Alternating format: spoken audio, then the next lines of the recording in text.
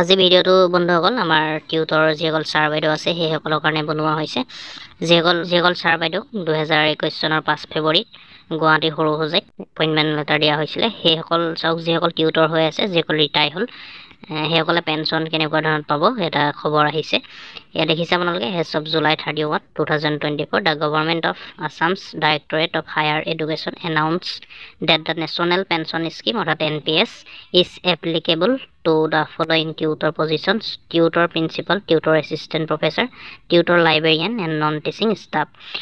ইয়াৰ দেখিলে আপোনালোকে মই অসমীয়াটো ছাইডত দি থৈছোঁ। দেখিছে আপোনালোকে ইয়াৰ ট্ৰেন্সলেটটো মই দি থৈছোঁ ছাইডত। 2024 চনৰ 31 জুলাইৰ পৰা অসম চৰকাৰৰ উচ্চ শিক্ষা সঞ্চালকালয়ে ঘোষণা কৰে যে ৰাষ্ট্ৰীয় পেঞ্চন আঁচনি অৰ্থাৎ NPS তলত দিয়া টিউটৰ পদত প্ৰযোজ্য হ'ব।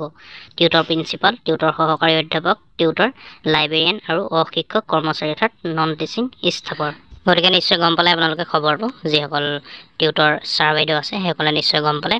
আৰু এইটো কিমান সঁচা হয় আপোনালোকেও যদি গম পাইছে কমেণ্ট কৰি জনাব। মইতো আপোনালোকক নকওঁ 100% সঁচা বুলি, মই এফালৰ পৰা পাইছিলোঁ। আৰু এইটো নেটত যদি আপোনালোকে চাৰ্চ কৰি চাই তেন্তে এনেকুৱা ধৰণৰ দেখাব, যিহেতু NPS দিব বুলি কৈছে অসম চৰকাৰে।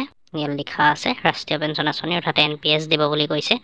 যিহেতু এতিয়া UPSও আহি গৈছে, আপোনালোকে ইয়াৰ সবিশেষ যদি কোনোবাই জানে নিশ্চয় কমেণ্ট কৰি জনাব। আৰু মই যিমানটো পাইছিলোঁ খবৰ মই আপোনালোকক সেইটো জনাই দিলোঁ ভিডিঅ'। কাৰণ এতিয়ালৈকে বৰ্তমানলৈকে কোনো টিউটৰৰ কথা, ৰিটায়াৰ যিসকল টিউটৰ হ'ল সেইসকলৰ গ্ৰেচুইটিৰ কথাও কোনো ওলোৱা নাই বা পেঞ্চনৰ কথাও ওলোৱা নাই। মই সেইকাৰণে 100% চিয়'ৰ নহয় বুলি সেইটো কাৰণতে কৈছোঁ।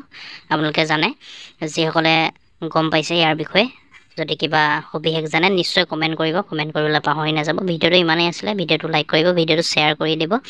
আৰু এনেকুৱা ধৰণৰ খবৰসমূহ পাই থাকিবলৈ আমাৰ চেনেলটো ছাবস্ক্ৰাইব কৰি ল'ব। ধন্যবাদ।